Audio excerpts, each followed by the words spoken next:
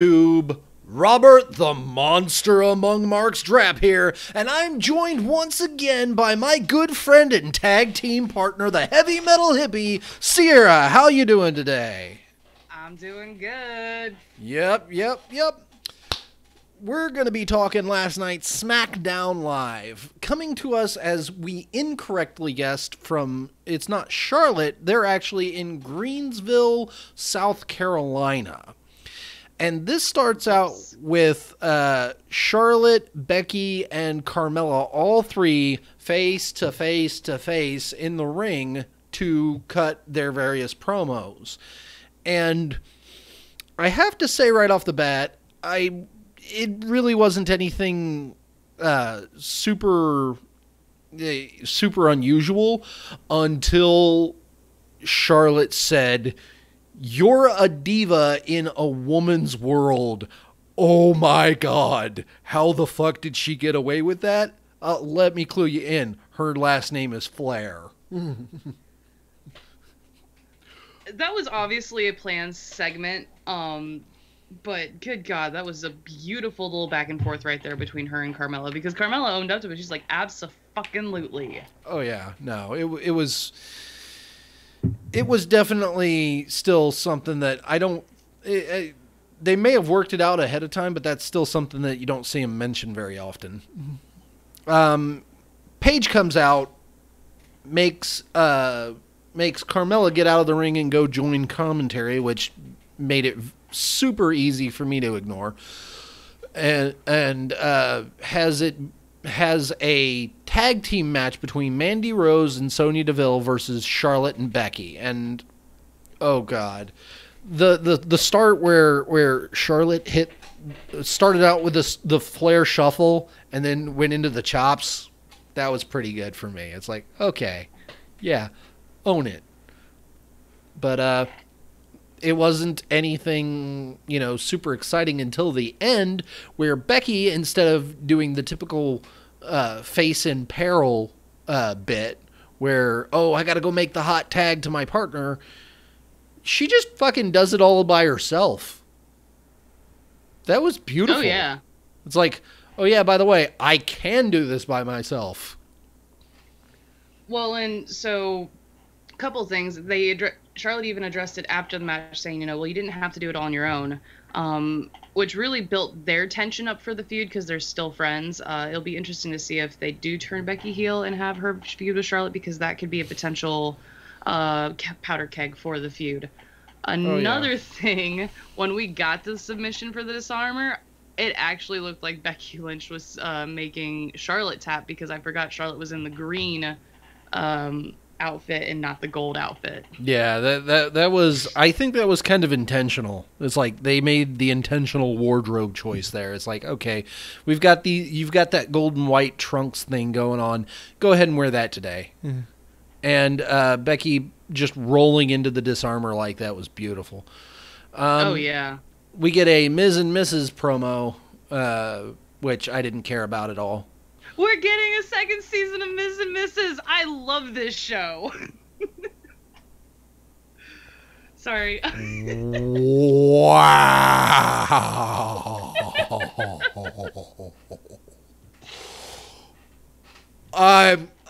No. I don't watch Total Bellas. I don't watch Total just Divas, took the headphones but off. Ms. and Mrs. Nope. All right, guys. Well, I guess I'm going to be doing this on my own today. Good luck shutting it down, right?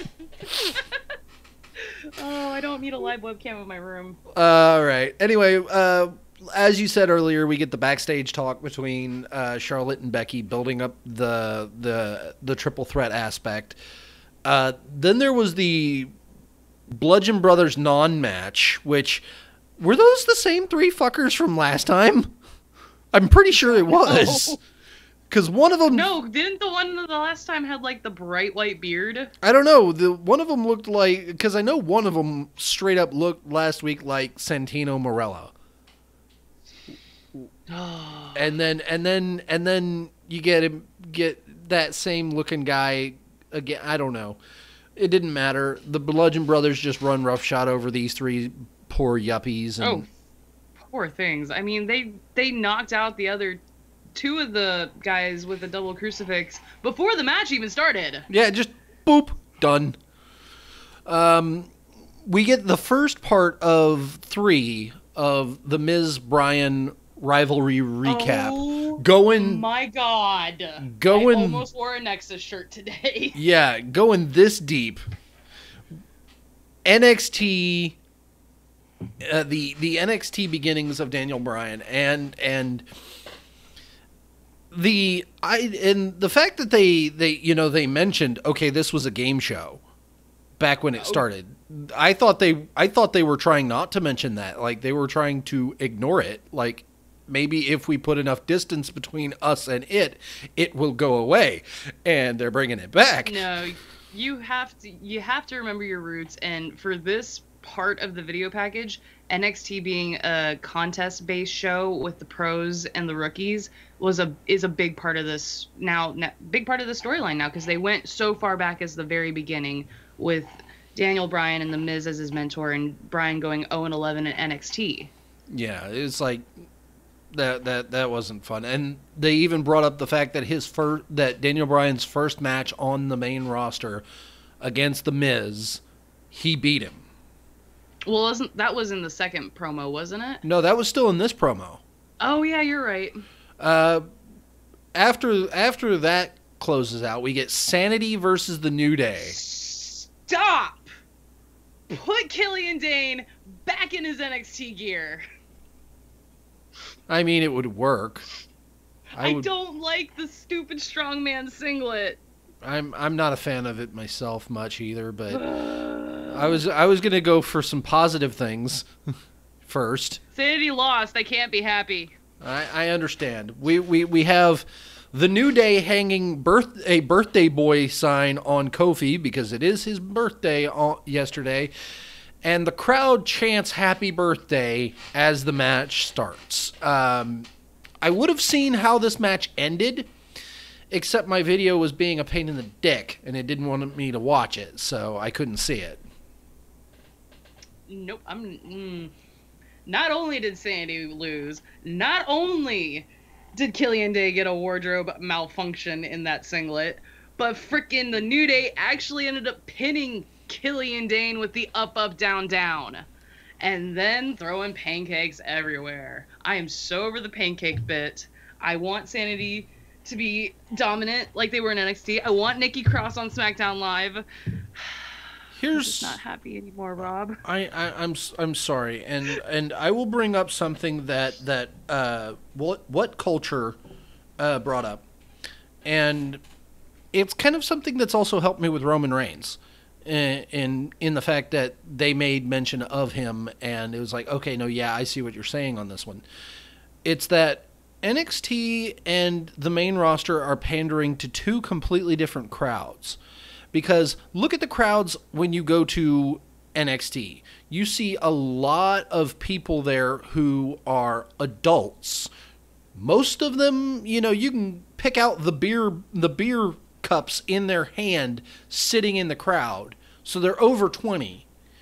And they're all there to watch hardcore wrestling. So many of them are wearing New Japan shirts or Ring of Honor shirts or Bullet Club shirts. You'll see those every goddamn where. And they're also wearing NXT shirts.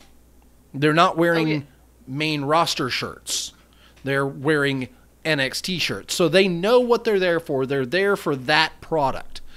Now, look at the flip side of this coin with the main roster. The main roster, you see a lot of younger people and older people in the same crowd.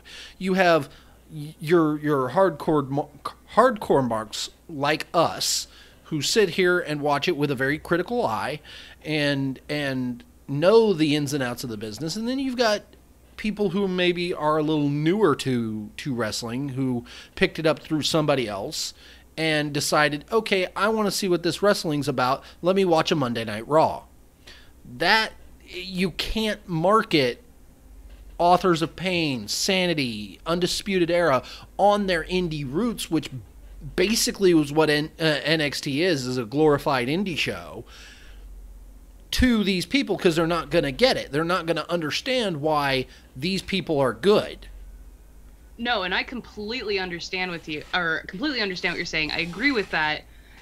I think the big issue that NXT has had when they have their call-ups is the lack of storyline when they come up. Yeah. I mean, there's been very few superstars that have really done it successfully. The Shield had a very successful run because they had storyline. Balor, very successful, even though he was only there for 2 weeks for his debut, well, a month for his debut. But they booked him right. We didn't see Sanity as soon as they came up. We didn't see El Idolo as soon as they came up. And they have suffered because of that. Yeah. And, I mean, Andrade's kind of getting one of the better, more recent call-ups, if I had to call it. Sorry, listeners, for those of you who are on the YouTube channel. I can't see you right now, and I've got neighbors who decided that more bass makes more cool. Anyway, the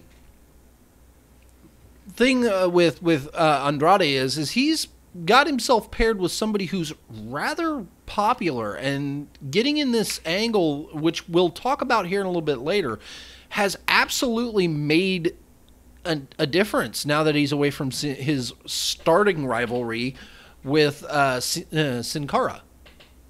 Speaking of moving on to the next part, this part of the show was rough, if Really? anything. I mean, come on, it's talking about the fact that Daniel Bryan was injured. That part was very emotionally charged. You're right. It's like we're gonna have. Yeah, I didn't. I was watching. Like I said, I was watching all of this on 2 times fast because I'm lazy and therefore missed a lot of things. But I had to slow it down so I could understand everything that they were saying in this segment because it was worth listening to.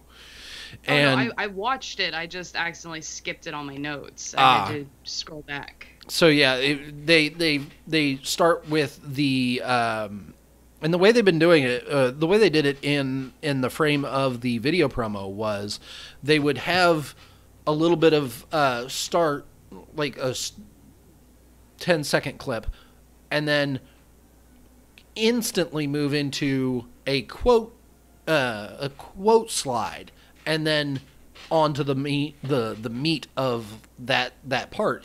And the quote for this one was, "I never thought I'd see a life without wrestling," and A light, yeah. and that day, just calling back to February of 2016 when Daniel Bryan stood in the ring and had to declare that he could not be Intercontinental Champion or even a WWE competitor anymore.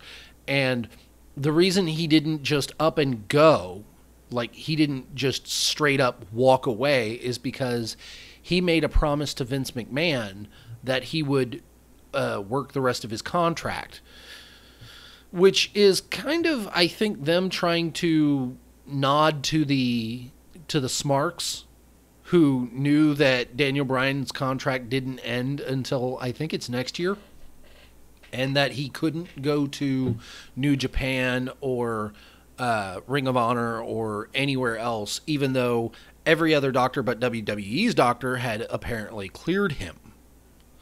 And so we lived in almost a year without Daniel Bryan getting in the ring. And then this, they showed... Well, hold on. Well, he hasn't wrestled, yes, but we did see Daniel Bryan less than... If that was in February, we saw him again in July. Yeah, and that's because what I was going to say. Because he was at the Battleground pay-per-view. Yeah, I was going to say that was part of what they showed next, was that Daniel Bryan transitioned from in-ring competitor to general manager, and then they showed the Talking Smack segment.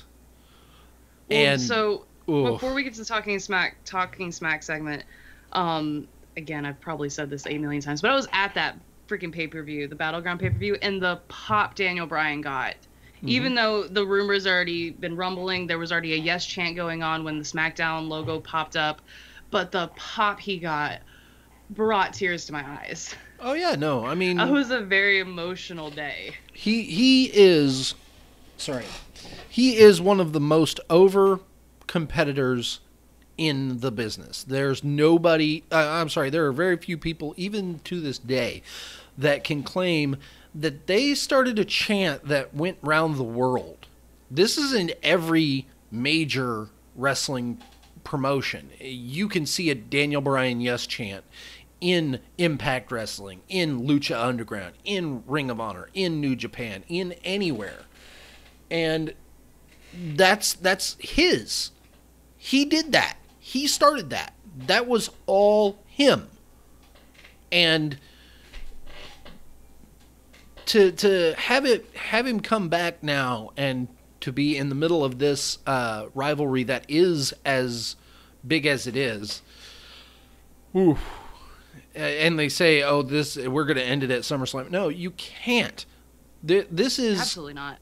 This is the better, and I hate to say it, this is the version of Sami Zayn, Kevin Owens that we wanted. This is what we wanted from that rivalry, and we're getting it in Daniel Bryan versus The Miz, and I love it. It's wonderful. Speaking of things that everybody should love, we get a backstage segment with Paige and Samoa Joe. Paige basically begging Samoa Joe to be a professional and not go ruin her main event. And Joe's like, well, maybe I'll go out there and do whatever the hell I want to do and do as I damn well please because that's who I am. Or maybe you love me because I'm great and unpredictable. Or maybe I'll sit back here and enjoy the rest of the show. You enjoy your night. I know I'm going to enjoy mine. I'm like, I absolutely love fucking Samoa Joe. Always the best part of anything that he's in. And just, wow. Just gonna lean into the boss, say, what do you, no, you're not gonna tell me what the fuck to do. I'm gonna do what the fuck I want to do. But, just that flippant, arrogant attitude because he knows he's basically untouchable. Speaking of people who, you had thoughts? I'm sure. No. I was trying to think of a segue. Yeah, I was going to say, speaking of people who should be indispensable, Aiden English is in the ring, and the SmackDown shows the Lana versus Selena Vega loss, and Rusev versus Aiden English, versus Andrade Cien Almas loss. I personally love Aiden English. I really do. And he sings his song about how all bad things must come to an end and how he personally blames Almas for the tension between himself and the married couple. There was a really good spot in this match because Aiden's taking on Almas where Andrade goes to do the double knees and fucking Aiden English just turns him inside out with a clothesline before going to the top rope and hitting that crossbody. I was like, let him win. Let him beat Andrade going into SummerSlam, or even better yet, have Selena Vega get him disqualified. Get Andrade disqualified by maybe or having Andrade win by getting slapped by Selena Vega, knowing that he'd win because Selena slapped him. That's outside interference. He wins. And I don't like that at all. I mean, it keeps, well, yeah, the slapping Aiden English would have been better. It would have been the only one that really made sense. But I didn't want to see what we saw, which was Andrade hitting the double knees and then the hammerlock DDT for the 1-2-3.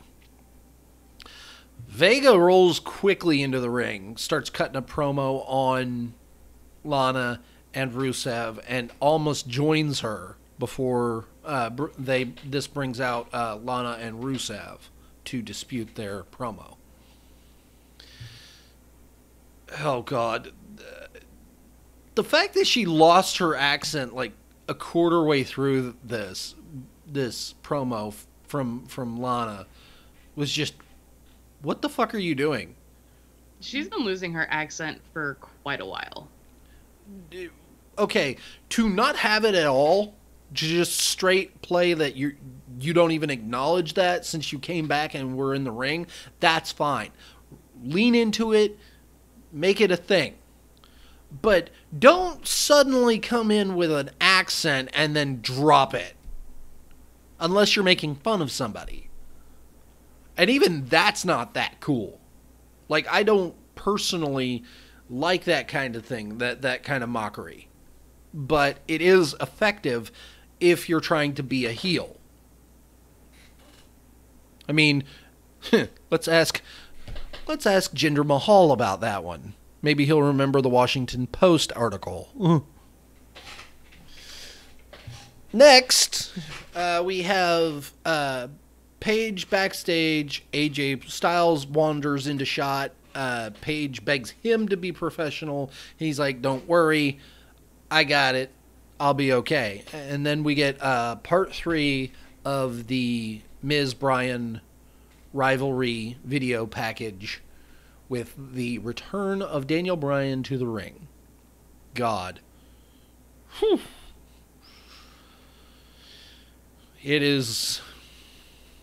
That was still something. That was still pretty heavy. And I dare say I am now hyped for SummerSlam solely because of Samoa Joe versus AJ Styles, the impeccable work of Paul Heyman, and now this video package for Daniel Bryan and The Miz. I was going to go, okay, no, yeah, that's a thing I kind of want to see. This is now, I need to see this. But what's up next? So before the Miz Daniel Bryan promo, there was actually a Jeff Hardy being weird backstage with his green and then rainbow makeup face paint. But next we did have Shelton Benjamin versus Jeff Hardy. Yeah. The gold standard here takes a pinfall after Jeff Hardy hits this like reverse twist of fate. Like he has Shelton bent over backwards and then rolls into the twist of fate. If we're gonna get technical, it was a modification of some sort of neck breaker drop, and then he went into his version of the twist of fate. Yeah, and then he does this like he like rolls over, stands up, does this little splash, and 1, 2, 3. Shinsuke, and it's very swiftly after this that Shinsuke Nakamura starts sauntering his ass down to the ring. Shelton Benjamin comes up from behind, gets thrown out the ring. Shinsuke comes in there. Looks like he's setting up for the Kinshasa. But Hardy counters with a twist of fate. And into the Swanton Bomb. And then sitting in the ring, he goes, 1, 2, 3. And I was like, fine. Good. You're supposed to be weird. Be weird. Randy Orton, though. Speaking of weird. Fucking Randy Orton, what the goddamn hell are you doing? He is watching, lurking, prowling. He wasn't even in a good spot to watch the ring. He was like... No, he wasn't. Back away from the side area that he could maybe see the entrance ramp. So I think that it would have been better. I think if that segment would have worked better if Jeff Hardy had, after hitting that, rolled out of the ring, walked up the ramp, and then you see Randy Orton kind of lean into shot like, no, I'm watching you. I've been watching this whole thing. That's fine. Perfect. But no. We get Randy Orton being a creepy stalker. Ugh. Anyway, last part of the show, AJ Styles comes down for his promo, starts talking about what Samoa Joe has done, showing the video for when Styles was choked out by Samoa Joe, and Samoa Joe then signed the official contract for this match. Then the video from 2 weeks ago where Samoa Joe cut the promo about AJ Styles' family. Styles admits that he's been very angry, running a bit hot, gone to a dark place, and that his wife says, calm down, beat his ass, and before he can say Samoa Joe's name, as though summoned by magic, out comes Joe. And Go ahead. With the best promo I think I've heard in this rivalry thus far. It was so good. Go ahead. So, but yeah, he's got this piece of paper in his hand, and he says that, it's a wonderful tale that AJ has been saying, but it's not true. And then we unfold the paper, and it's from a fan, as Samoa Joe says, and it's going on about AJ and his family and what he said and made them disgusted and physically ill. Not because Samoa Joe was wrong, but because he was right, and this person used to be the biggest AJ Styles fan in the world, but now it's clear that he didn't want children nor a wife, and that's why he's been such a great champion, is because he'll do anything to stay away from his family. And they say that they pray that Joe will win so Styles can get the feeling of losing what he values most, because that person lost him a long, long time ago. Building up to the climax where the letter is signed by Wendy Styles, AJ's wife. Big air quotes on this. The angle they're going for, the super real life angle that they're going for is very, very difficult, and to have it, especially because you don't see Wendy Styles, you don't see AJ's family. That's what makes this a little more difficult to gauge how much reality there is to this, because at least in the case of something like Tommaso Ciampa versus Johnny Gargano, you could see damn it, forgot her name. I'm terrible. I'm a terrible person. I am Candice LeRaine. You can see Candice. Lorraine. No, not Lorraine. Lorraine.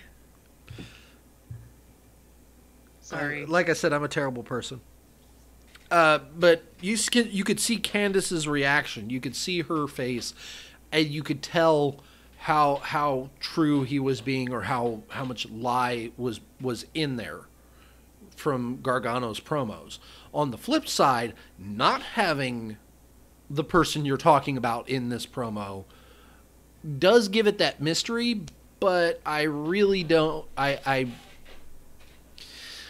don't think they're gonna. I think there's two possible avenues on this one. Either they're setting up to have AJ lose, or they're setting up to have AJ win and have just Samoa Joe put down as a liar.